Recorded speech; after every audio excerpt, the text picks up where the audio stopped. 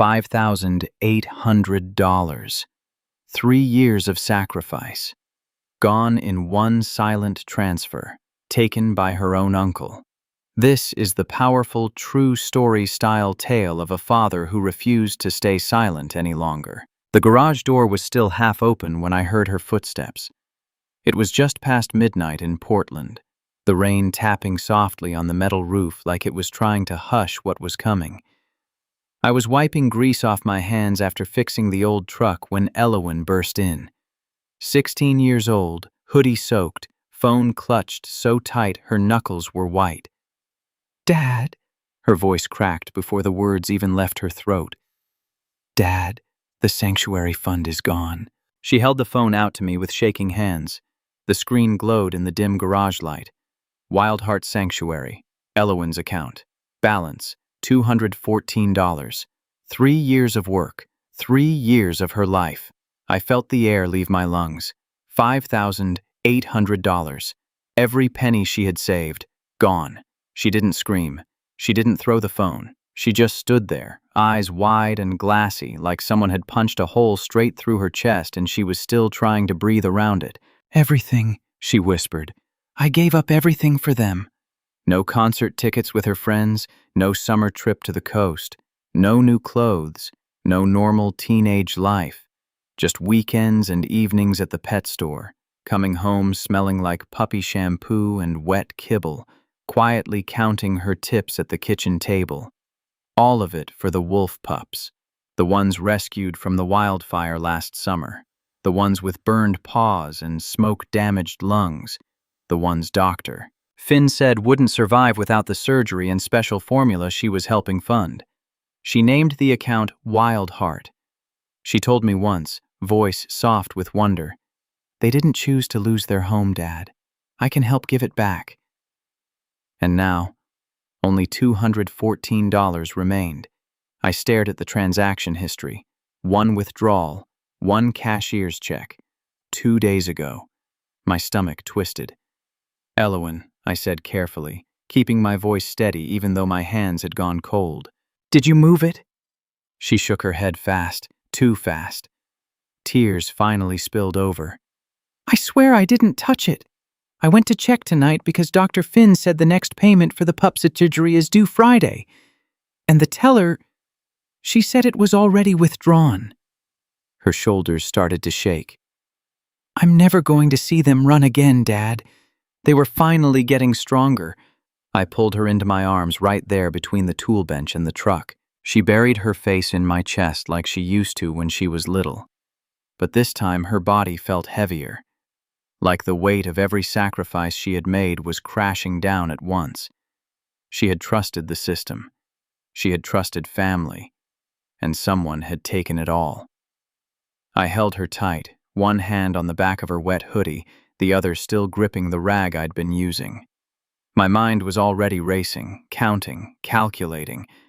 But underneath the anger, a quieter, older pain stirred. How many times had I stayed silent before? How many times had I let family take pieces of our peace just to avoid the fight?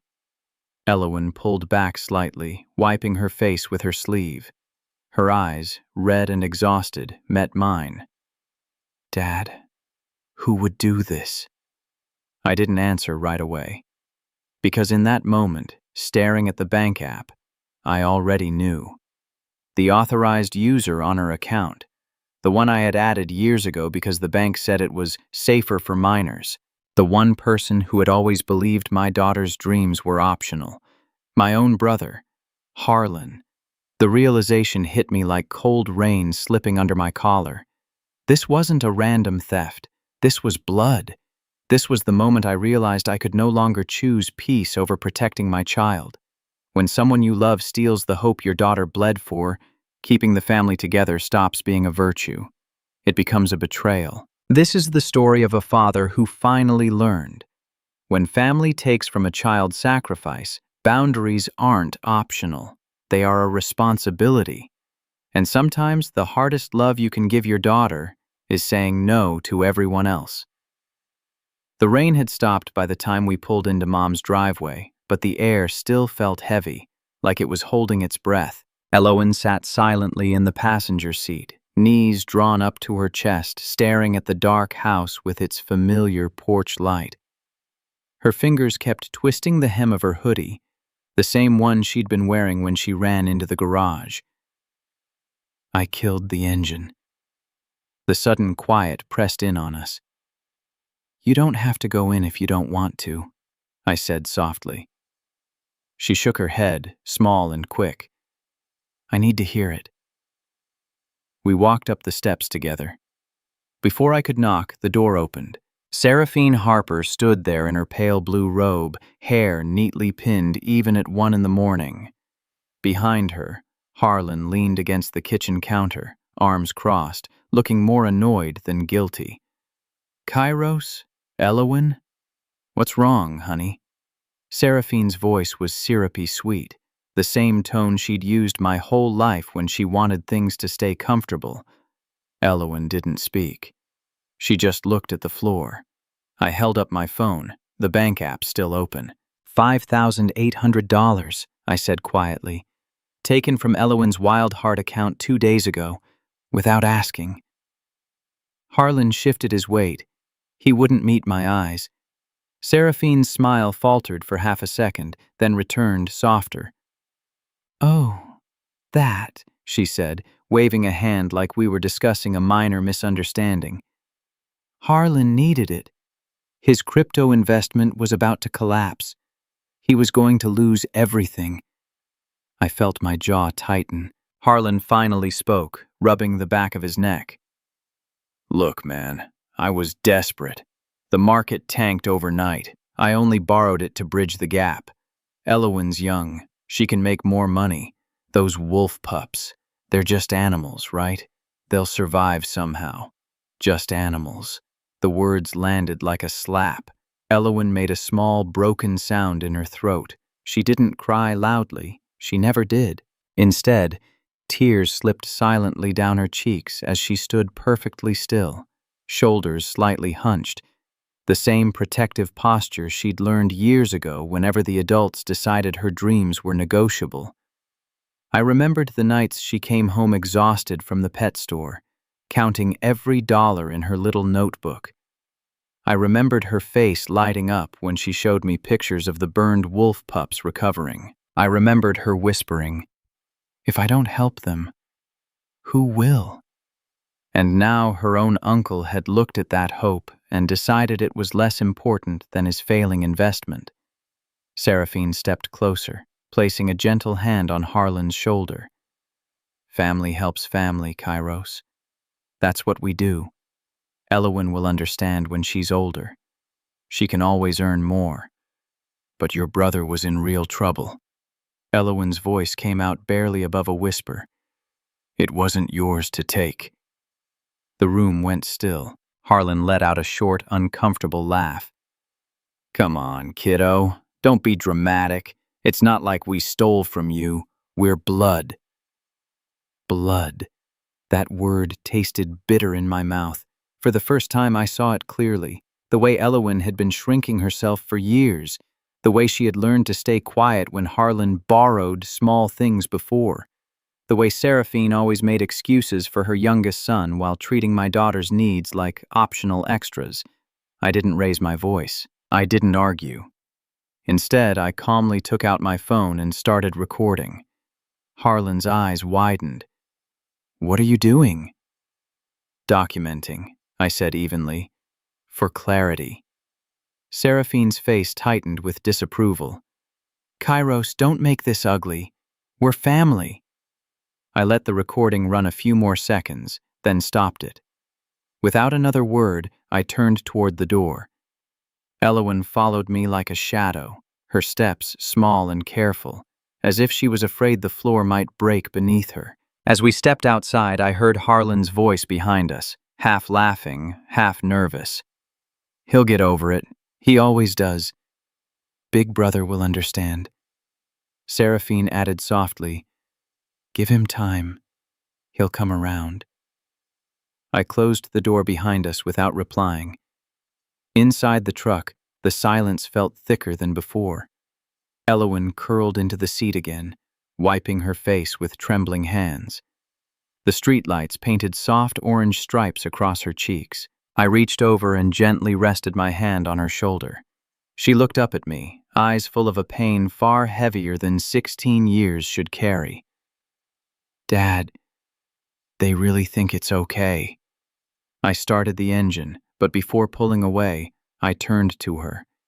My voice came out low, steady, and final. "Lanne, kan kumfai langui fai hiu." This time, you don't have to be the one who understands. The drive home was quiet, the kind of silence that presses against your ribs. Elowen had cried herself to sleep in the passenger seat, her forehead resting against the cool glass. I kept one hand on the wheel and the other occasionally brushing her arm, as if that small touch could somehow protect her from what had already happened. When we finally walked through our front door, I carried her to bed. She barely stirred as I tucked the blanket around her shoulders. For a long moment, I stood in the doorway of her room, watching the steady rise and fall of her breathing. Then I closed her door gently and walked down the hallway to my office. Sleep wasn't an option tonight. I sat at my desk under the soft glow of the lamp and picked up my phone.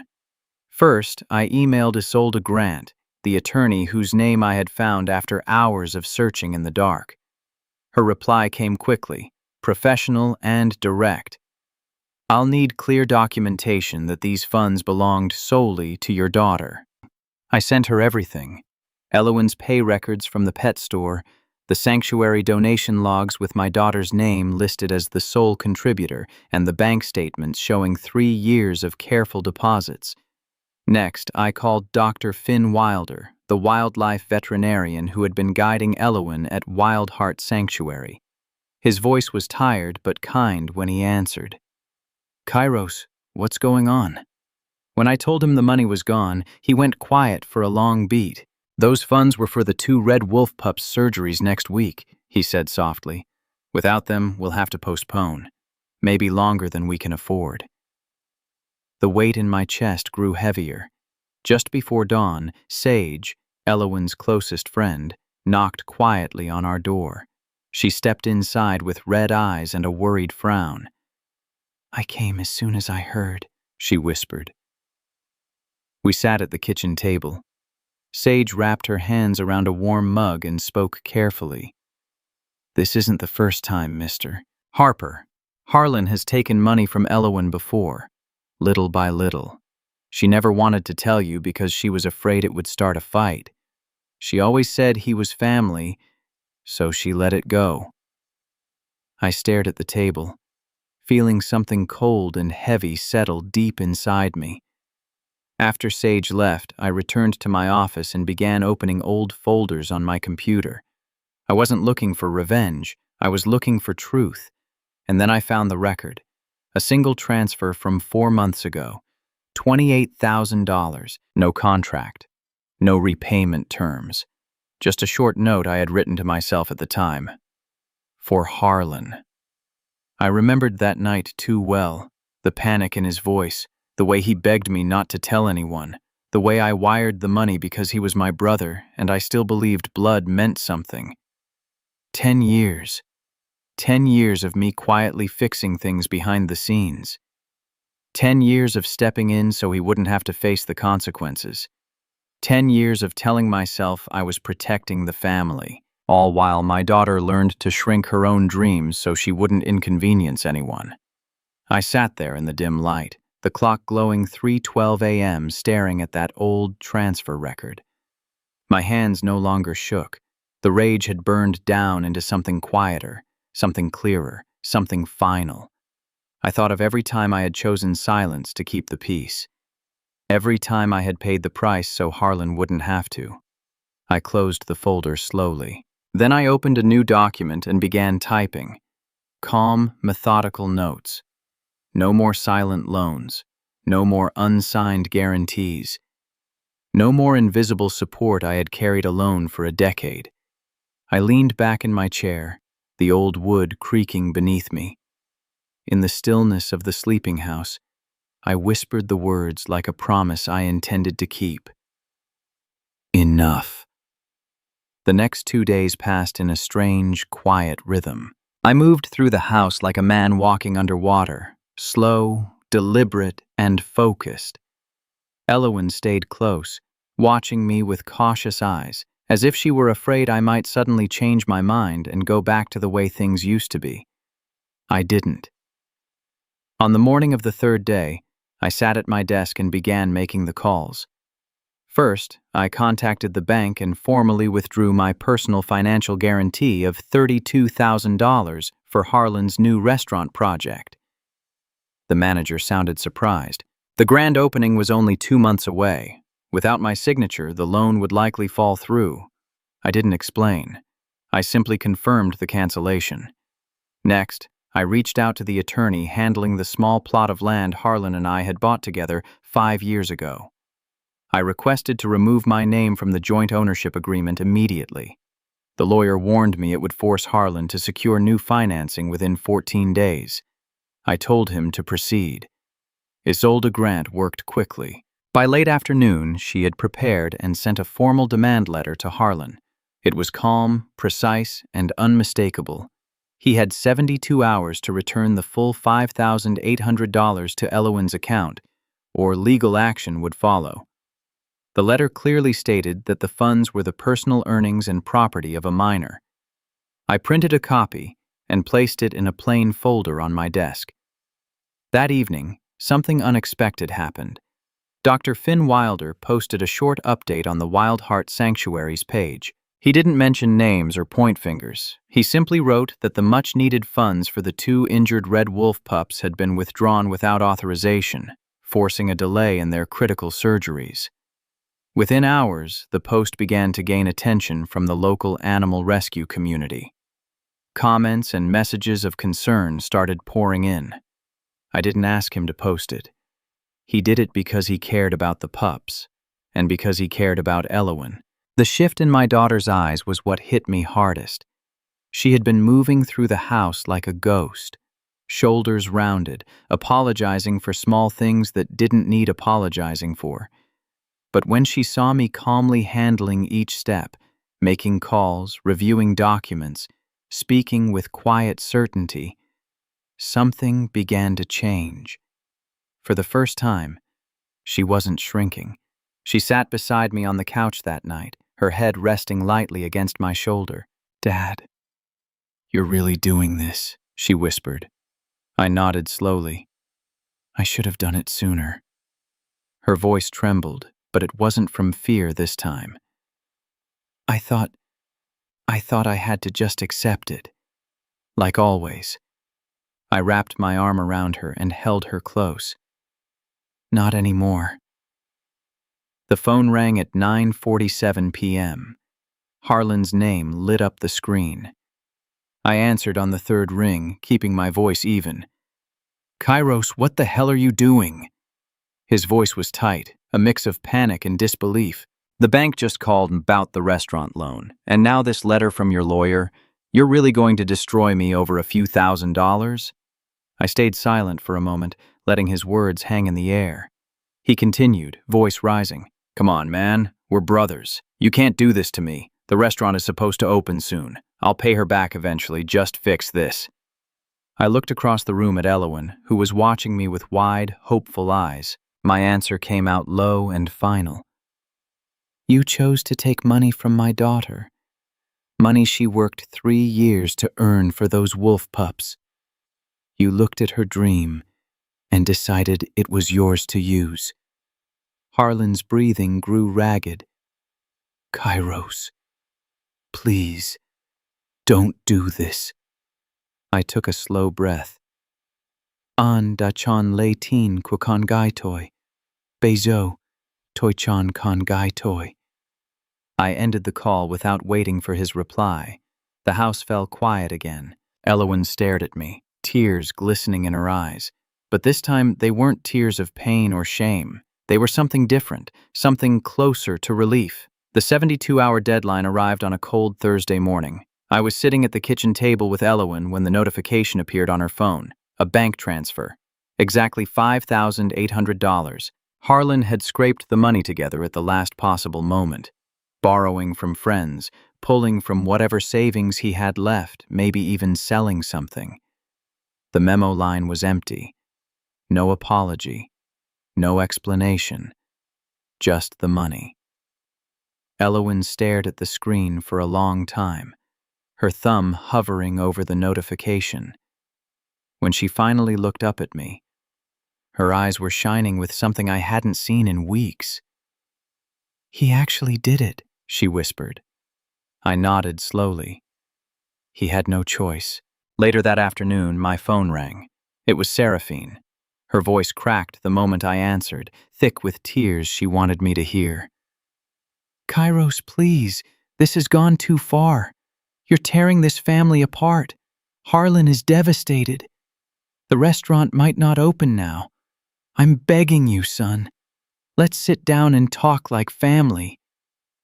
I listened to her cry, the same practiced sorrow she had used so many times before.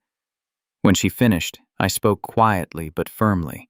"Mom, I'm not meeting with you privately, and from now on, you no longer have access to any of Elowen's accounts or decisions.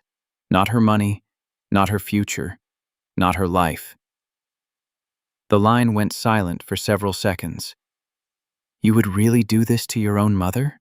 she asked, her voice small. "I'm doing this for my daughter," I replied. I ended the call without raising my voice. That Saturday, under a pale gray sky, Elowen and I drove out to Wildheart Sanctuary with Dr. Finn Wilder. The two red wolf pups had finally received their surgeries thanks to the returned funds and the sudden wave of community donations that followed Dr. Wilder's post. They were still a little thin, still moving carefully, but they were alive. We stood at the edge of the release enclosure as Dr. Finn opened the gate. Elowen stepped forward slowly, her hands trembling as she helped guide the pups toward freedom. The moment they felt the soft earth beneath their paws and caught the scent of the forest, something shifted in them. They began to run. Not fast at first, cautious, testing their healed legs, but then stronger, faster. Their gray-brown coats blurred against the trees as they disappeared deeper into the sanctuary woods. Elowen stood completely still, watching them vanish into the wild. Tears slipped down her cheeks, but these tears were different. They weren't heavy with shame or loss. They were light, full of wonder, full of pride. She turned to me, her voice soft and full of emotion. "They're free, Dad." I put my arm around her shoulders and pulled her close. "So are you," I whispered. Later that evening, back at home, we sat together at the kitchen table with her laptop open. Elowen created a new account. She typed the name carefully. Wildheart, only Elowen. No authorized users, no shared access, just her name, and mine only as a guardian with view-only rights. She looked at me, a small, genuine smile breaking across her face for the first time in weeks. "No one else can touch this anymore." I nodded, feeling a quiet kind of peace settle over me. In that moment, I understood the deepest truth I had learned through all of this. Protecting my daughter wasn't about revenge. It was about rebuilding her trust in the world and in me. It was about making sure her dreams would never again be treated as backup resources for someone else's mistakes. Family is not a free pass to take what isn't yours. Love doesn't demand that a child pay the price for adult entitlement. Sometimes the most loving thing a father can do is draw a clear, unbreakable line. Elowen leaned her head against my shoulder as the screen glowed softly between us. Outside, the Portland rain began to fall again, gentle this time, like it was washing the old weight away. And for the first time in a long while, our home felt lighter. Finally, let me send my deep thanks to you. We appreciate you more than you think. If this tale stirred something deep inside, we invite you to remain part of this frontier of memories. More true stories of honor, compassion, and destiny are waiting for you here. Subscribe, share, comment, and thank you for riding with us today. Aviso legal. Para disclaimer. Our content is designed for artistic and entertainment purposes and may reinterpret historical themes using fictional touches.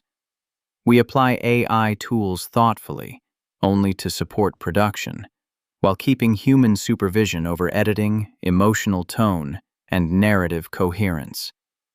We always comply with regulatory guidelines for AI-based media and avoid deepfake practices or identity manipulation. All supporting components remain legally sourced. Please ask for authorization before sharing or adapting any segment. Your respect makes it possible for us to continue telling meaningful stories.